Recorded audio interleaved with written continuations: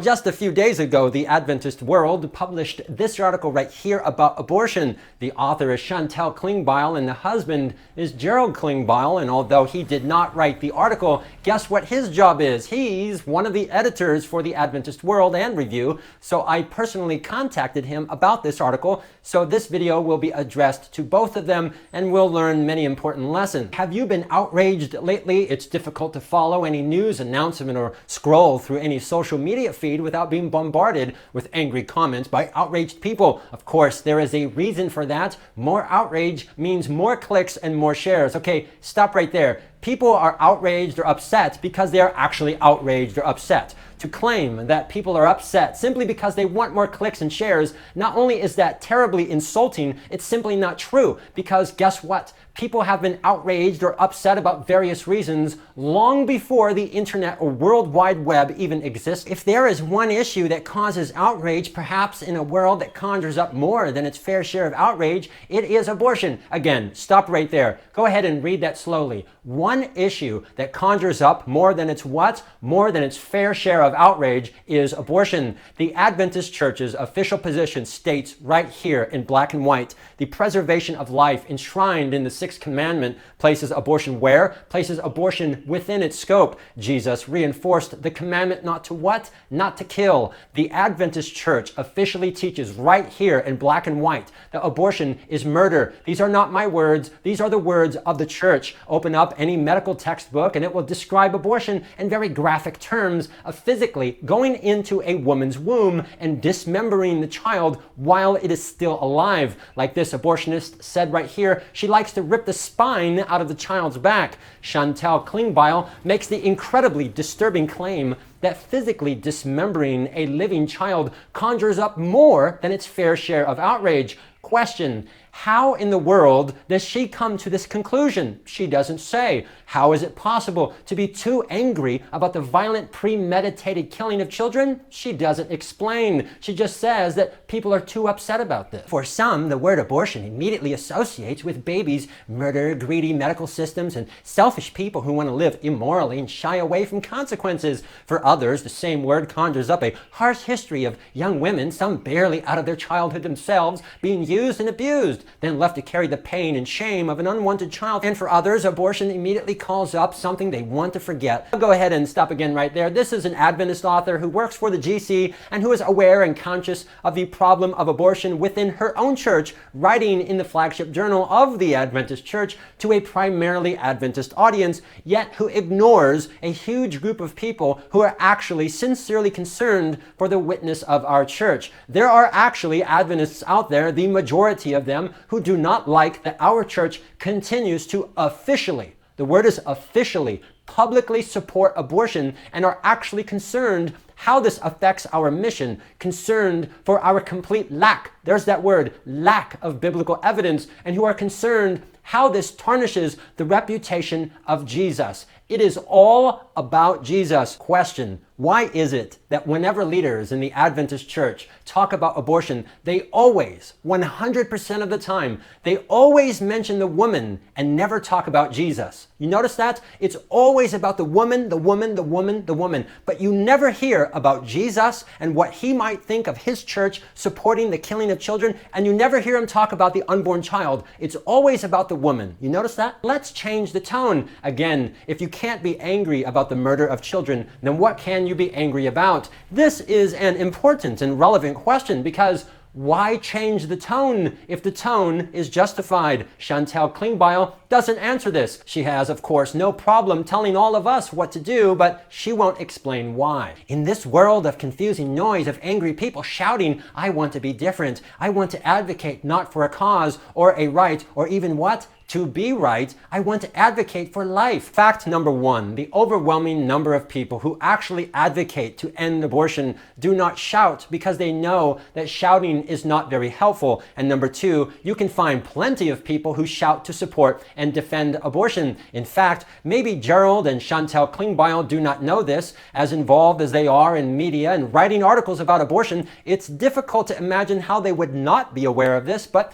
there is an entire movement called shout your abortion. This has gotten all sorts of play in the media, but somehow the authors either are totally unaware or deliberately chose to ignore that. And take a moment, just stop and think. To you watching this video, just stop and think about this. If people started a movement called Shout Your Cigarette Smoking or Shout Your Drinking, the Adventist media would be all over that. If the movement was Shout Your Meat Eating or Shout Your Slavery or Shout How Many Slaves You Have, Gerald and Chantal and the Adventist leaders would be all over that with righteous indignation. But when a whole movement of Shout Killing Your Child by Abortion gets all sorts of play in the media, Adventist leaders are nowhere to be seen and nowhere to be heard. But oh, they have plenty of time and space to write about people who are upset about hurting those children. Number 3, pay close attention to this. For a leader at the General Conference of the Adventist Church to state that she does not want to advocate to even be right is incredibly disturbing, because it is perfectly possible to have a correct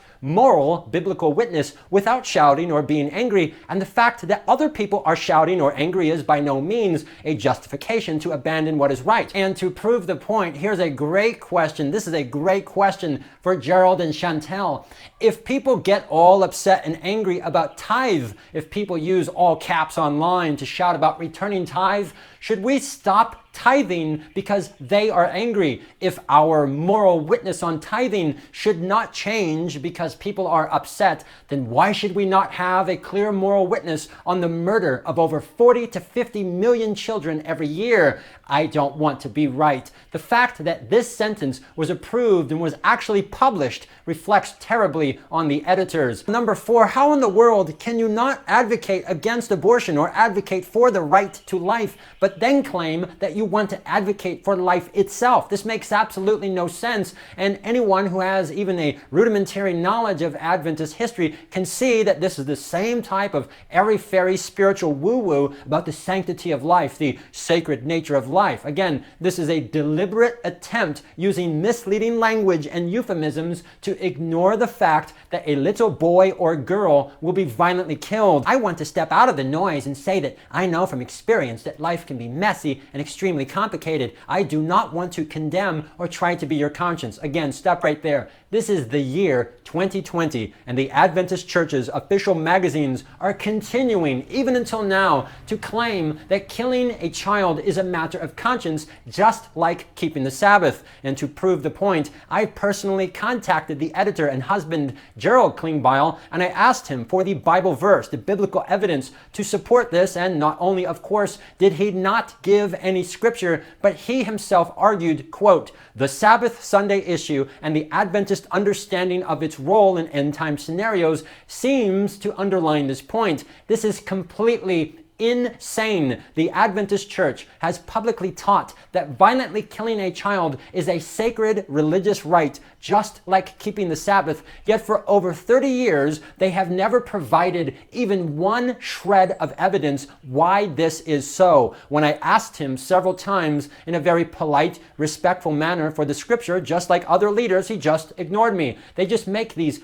outrageous, incredible, bizarre claims that killing children is a matter of worship, but they will never try to defend their claims because they can't defend them. I want to advocate for life. Yes, the unborn, the born, the girls, the women, the boys, the men and old women. I want them each individually to have an opportunity to embrace life, not just survive. Again, this is not true. This is false. She is purposely conflating and minimizing the deliberate killing of over 40 to 50 million children every year by abortion. Even if you take all of these other groups and added them up, all of those who statistically would be deliberately killed, it doesn't even come close to abortion. This is entirely inappropriate. And to prove the point that this is not true, to prove to you just how false this is, she herself, right here out of her own mouth, repeated that abortion is a matter of conscience and that she does not want to condemn anyone. So stop and think about that. It is impossible to advocate against the killing of an unborn child while you simultaneously, at the exact same time, claim that it should not be condemned and that doing so is a matter of conscience. Here's a good illustration. Just change the word with human trafficking. I don't want to condemn human trafficking or try to be your conscience if you want to traffic humans, or let's try rape. I do not want to condemn rape, nor do I want to be your conscience if you want to go rape others, but I do want to advocate for rape victims. As I advocate against human trafficking or rape, I realize that this is a task for life. For me, it will not mean waving a placard if someone's going to be raped or trafficked or kidnapped or killed. It will not mean investing myself, there it is, political agendas. Remember that abortion is not only legal, it is very wrongly protected by the church as a matter of religious liberty. If rape or human trafficking were legal, it would be impossible to advocate against it unless you made some type of attempt to make it illegal. And guess what? The people who make the laws are known as politicians, and electing people who make or change laws is called politics. The Adventist Church has a long and proud and very public history of advocating politicians to make gambling illegal, outlaw smoking, temperance, and slavery. Slavery was so political and divisive that it divided an entire country and led to a brutal, bloody civil war. Yet Adventist pioneers were not afraid to speak against it because it is a moral issue regardless of its politics. It is very irresponsible and it is reprehensible of Chantal Klingbeil to frame the killing of an innocent child as a political issue. Furthermore, to show you how absurd this is, the editor, Gerald Klingbeil, as I already showed you, he said to me, the Sabbath Sunday issue and the Adventist understanding of its role in end-time scenarios seems to underline this point. Again, that is false. The whole point is that the Sabbath Sunday issue will become incredibly political, far beyond the politics of abortion today. If we Adventists are to follow this twisted reasoning that the politicizing of something therefore means we should be quiet, then the very moment that people begin to agitate for Sunday legislation, or even when Sunday legislation is introduced, we should do and say nothing. This is absurd and would constitute a denial of the very reason for our existence, which is precisely what is happening right now on abortion by continuing to publish and perpetuate the lie that abortion is an issue of conscience or that it's too political is a blatant denial of the reason why we exist, and it is an insult and denial of our important history. Adventist pioneers consistently, unanimously condemned abortion as child murder. They condemned other Protestants for supporting abortion. They published anti-abortion sermons by non-Adventists in our own journals, and they publicly supported anti-abortion legislation. And yet the Klingbeils would have us to throw out and to deny this history and accept the modern satanic pagan ideology that killing a child is a matter of sacred religious right beyond condemnation. I pray that my children will choose to wait for a loving marriage to exercise the privilege of participating in the creation of life. Again, this shows yet again that neither the author nor the editors have any idea what they are even talking about. It's published right here in the Lancet. 73% of abortions were obtained by who? By married women, compared with 27% obtained by unmarried women. The largest group of people who get abortions are already married. This data is publicly available for free. Anyone who spends even a few minutes researching abortion would see this, and it's published on multiple websites. This whole article is just full of error. All they're doing is taking the talking points of the leftist secular media and then wrapping it up in theological religious cliches, and I saved the worst statement for last. What can I do to help stem the flood of pornography that threatens to annihilate relationships and intimacy? Oh, pornography, that's really bad and she wants to stop it. But violently dismembering a little boy or girl, oh, that's a matter of conscience, so don't condemn anyone. This is disgraceful.